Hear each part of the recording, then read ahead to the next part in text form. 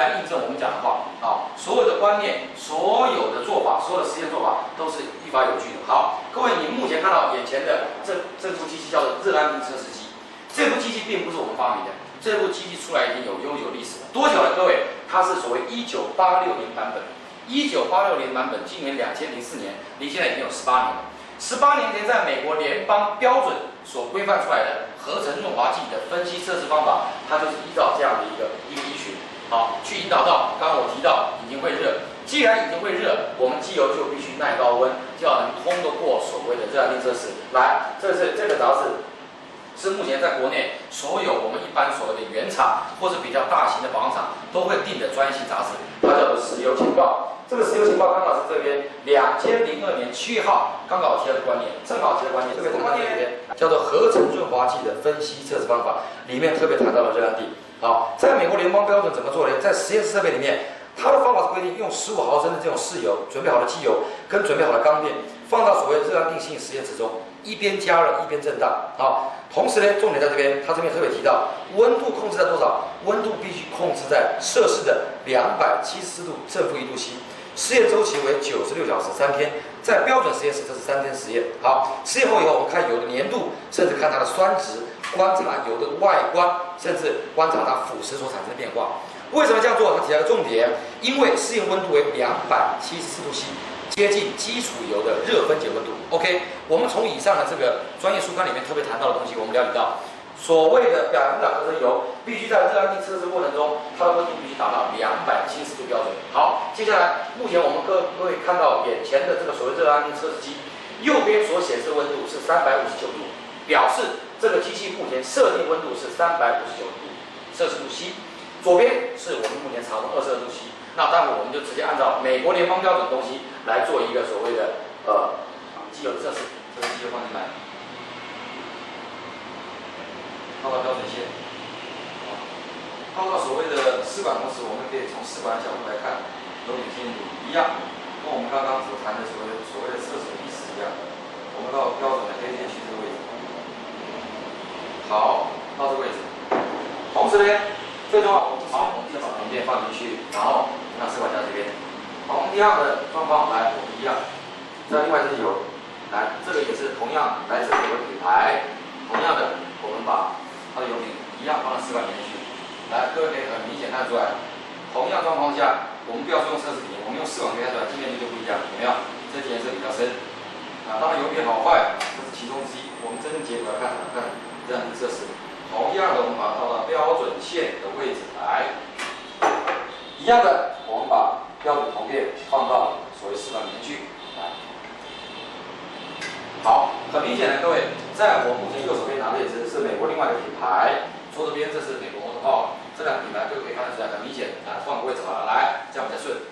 来，各位从荧光幕上看，目前各位看到我从荧光幕看我右边的位置，这是Motorpower，左边的这是所谓另外美国一个品牌的机油，很明显的精炼度就不一样。那么接下来我们直接是做在热安定实验，怎么做？来，各位很简单，各位目前这是350度，我们要注意左边的变化，很明显温度慢慢往上拉，现在10几度，这就是模拟什么？模拟我们引擎在高温状况下机油的劣化状况。什么叫机油劣化呢？消费者的经验，今天我汽车刚换油了以后，好，一般刚换油很好开，大概绝大部分的消费者，大概开了2000公里、2500公里，甚至顶多到3000公里，感觉那个车的力量就完全不一样，那代表这是机油的劣化。那今天我们的镜头是一气呵成，我们把两只，左边是美国另外品牌，右边是Motorpower的机油，同步加温状况下一气呵成镜头，让各位亲眼看到过去在我们油品实验室设备里面怎么去做一支所谓机油劣化。什么叫机油劣化？各位到从镜头可以看到，机油在加温，在试管里面加温过程当中，它产生气泡。好，这个气泡，当然气泡有可能是因为油品里面的水分，还有就是说泡泡越多，表示它劣化越快。什么叫劣化呢？如果整支油品到时候整支都是泡泡，看着有点像沸腾一样，但是这个不是沸腾。我必须跟各位讲的观念，这是标准的所谓化学实验。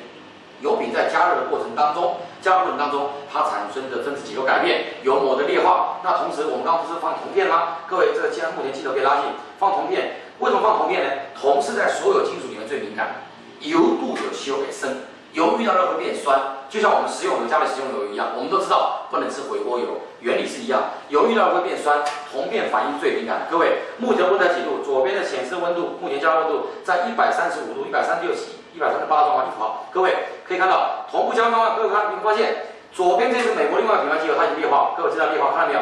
整机劣化，好像沸腾一样，这个不叫沸腾，这叫劣化。同时，铜片开始呈现了反应，来劣化，产生气泡。右边的状况下，右边摩托泡的机油完全没有改变，各位，这才160几度。好，我们知道引擎最高温是250度平均温度，所以这支机油很明显它达不到引擎最高温状况下，铜片已经改变了。来，各位，现在才多少？记住，180度左右状况下，各位不但改变，不但劣化，我们可以发觉到这支油品已经完全变黑了。来，现在目前几度？我们把它撑到190度左右，把它拿起来，各位看看，来。镜头带一下，各位看一下，来，各位，刚刚的机油我们可以镜头带明显可以看一下，来，它一条沉淀有没有？上面这段路已经沉淀黑色了，慢慢往下跑，各位看到没有？这支机油已经完全劣化，完全劣化。而且一般的油品在经过热安定测试的过程当中，如果机油整根劣化，发生很大的臭味，同时变黑来氧化，表示这支机油里面放的比较重的挤压剂。放比较重的挤压剂，来，我们先把它放在一边。刚刚把它设定温度时，在190度状况下，已经完全劣化，完全劣化。先把它放一边。同时，我们镜头还是同时继续在追踪摩托泡这支机油。我们看看摩托泡这支机油能不能达到我们之前所说的引擎最高的平均温度250度。我们先看第一关，它到底第一关能不能过？来，同样的状况下，来镜头往这边拉，很明显的，来，依然这么安定。同时的温度目前已经到了多少？240度，摄氏240度 C， 已经快接近引擎最高温状况下。来，温度慢慢的往上拉，一度一度往上跑。同时，来，油品依然这么安定。我们把个面，各位可以看铜片的反应。来，铜片依然是这么样的颜色，完全是这样，没有任何改变。然后油品依然这么安定。来，像目前已经253度了，很明显的，这支油品已经达到了引擎最高温的250度。好，第二关闯什么关呢？第二关我们看到底这支机油是不是合成机油？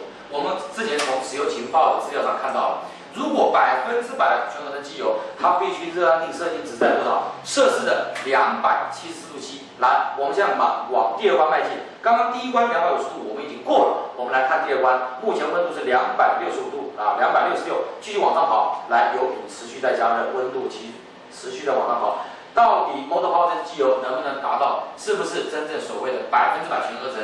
能不能达到所谓的274度 C？ 来，各位，现在已经271了，慢慢的往上拉271度，来，油品依然这么安定，273度，各位274，清楚看到这个镜头没有？270度。所以我们由这个实验室在1986年美国联邦标准18年前的设备的标准，我们已经证明了摩托泡这支机油，好，它是100%全合成的。它已经达到270度了。好，那继续我们还继续加热，为什么继续加热？因为摩托泡机油在油品上我们很明显的标示，各位如果使用摩托泡油品可以发觉到，我们不管在外包装的英文包装甚至中文包装，都会标示它的耐温度数。既然摩托泡跟机油敢明确的标明卖温度数300度 C， 我就必须在实验室设备里面让各位亲眼看到什么叫做耐高温300度 C， 什么叫耐高温300度 C。所以我们常常有个观念讲，摩托泡的机油不管哪一个品项，不管哪个 item， 那基本上我们可以让所有的消费者在正常的操价下5000公里内力道不衰退。什么原因？就是这个理论，它耐高温，它的油膜够厚，油膜经过高温状况下不会被撕裂，不会裂解，不会裂化。来，各位，目前温度已经291度了，我们马上要往300度迈进，马上往300度迈进。同时，各位镜头可以带的地方，这是刚刚我们在美国另外一个品牌机油，各位，它整支已经呈现完全黑色，完全劣化，完全黑色了，跟原本的样子不一样，完全已经不一样了。好，来继续来看，温度越高，摩托泡机油的品质会越安定。来，从头到尾，从我们刚刚开始加温过程中到现在为止已经295度的状况下，各位，它还是依然这么安定，当然，这个温度是超过引擎工作温度的，引擎工作温度不会超过250度 C。如果引擎超过250度，引擎跑不动，引擎就故障就坏掉。